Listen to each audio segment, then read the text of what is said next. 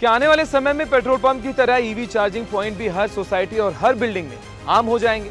और क्या electric car खरीदने से पहले चार्जिंग की चिंता अब धीरे धीरे खत्म होने वाली। दरअसल हरियाणा सरकार ने इलेक्ट्रिक व्हीकल्स यानी ईवीज को बढ़ावा देने के लिए एक बड़ा फैसला लिया है, जो आने वाले वर्षों में राज्य की रियल एस्टेट और ऑटोमोबाइल इंडस्ट्री दोनों पर असर डाल सकता है। हरियाणा सरकार ने राज्य के बिल्डिंग कोड में बदलाव करते हुए नई और रेनोवेटिव होने वाली रिहायशी और कमर्शियल बिल्डिंग्स में ईवी चार्जिंग इंफ्रास्ट्रक्चर को अनिवार्य कर दिया है। सीधे शब्दों में कहें तो अब नई बनने वाली कई हाउसिंग सोसाइटीज और कमर्शियल प्रोजेक्ट्स में ईवी चार्जिंग की व्यवस्था पहले से ही करनी होगी। सबसे पहले बात करते हैं रेजिडेंशियल प्रोजेक्ट्स की। सरकार के नए नियम के मुताबिक group housing society, cooperative housing projects और RWA द्वारा संचालित रेजिडेंशियल कॉम्प्लेक्स में हर 5 पार्किंग स्लॉट पर कम से कम एक ईवी चार्जिंग पॉइंट देना जरूरी होगा।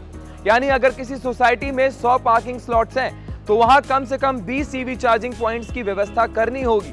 लेकिन सिर्फ चार्जर लगाना ही जरूरी नहीं है।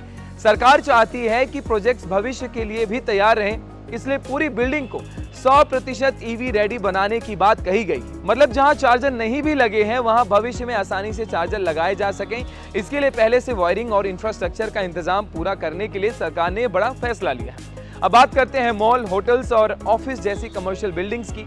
अगर किसी कमर्शियल प्रोजेक्ट में 10 या उससे ज्यादा कारों की पार्किंग है तो वहां पर हर 3 पार्किंग स्लॉट पर कम से कम एक ईवी चार्जिंग पॉइंट देना होगा। यानी कमर्शियल प्रॉपर्टीज के लिए नियम और भी सख्त बनाए गए हैं। सरकार का मानना है जैसे जैसे इलेक्ट्रिक वाहनों की संख्या बढ़ेगी वैसे वैसे चार्जिंग इंफ्रास्ट्रक्चर की मांग भी बढ़ेगी, इसलिए अभी से तैयारी करना जरूरी है। एक और दिलचस्प बात यह है कि ईवी चार्जिंग इंफ्रास्ट्रक्चर के लिए इस्तेमाल की गई जगहों को फ्लोर एरिया रेशो यानी FAR की गणना में शामिल नहीं किया जाएगा। इसका फायदा डेवलपर्स को मिलेगा क्योंकि चार्जिंग स्टेशंस बनाने से उनके प्रोजेक्ट की आर्थिक गणना पर ज्यादा असर नहीं पड़ेगा। नए नियमों के तहत बेसमेंट और स्टिल्ट पार्किंग एरिया में भी ईवी चार्जर लगाने की अनुमति दी गई है।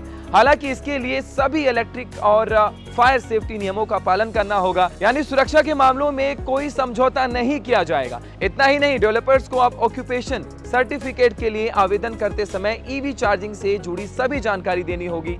लेकिन इस फैसले की सबसे बड़ी खासियत यह है कि यह सिर्फ नई बिल्डिंग तक सीमित नहीं है, मौजूदा रिहायशी और सोसाइटीज और अपार्टमेंट्स को भी इसमें शामिल किया गया है। अगर किसी फ्लैट मालिक के पास इलेक्ट्रिक कार है तो वह अपने निर्धारित पार्किंग स्लॉट में ईवी चार्जर लगवा सकता है। हालांकि इसके लिए एक फायर डिपार्टमेंट और स्थानीय बिजली वितरण कंपनी की मंजूरी और सुरक्षा प्रमाण लेना जरूरी होगा। सरकार ने Haryana fire and emergency services विभाग को भी निर्देश दिए हैं कि ईवी चार्जिंग इंफ्रास्ट्रक्चर के लिए विस्तृत फायर सेफ्टी गाइडलाइंस तैयार की जाए। कुल मिलाकर देखा जाए तो यह फैसला सिर्फ चार्जर लगाने का नियम नहीं है, बल्कि हरियाणा को ईवी रेडी बनाने की दिशा में एक बड़ा कदम माना जाएगा। आज भी बहुत से लोग इलेक्ट्रिक कार खरीदने से इसलिए बचते हैं क्योंकि उनके घर या सोसाइटीज में चार्जिंग की सुविधा नहीं है। लेकिन अगर हर सोसाइटी और कमर्शियल बिल्डिंग में चार्जिंग इंफ्रास्ट्रक्चर पहले से मौजूद होगा तो आने वाले समय में ईवी अपनाना काफी आसान हो जाएगा। अब देखना दिलचस्प होगा कि हरियाणा के इस कदम के बाद क्या दूसरे राज्य भी इसी तरह के नियम लागू करते हैं या नहीं। आपको क्या लगता है, क्या भारत में ईवीज का भविष्य अब और तेजी से आगे बढ़ने वाला है? अपनी राय कमेंट सेक्शन में जरूर बताइएगा।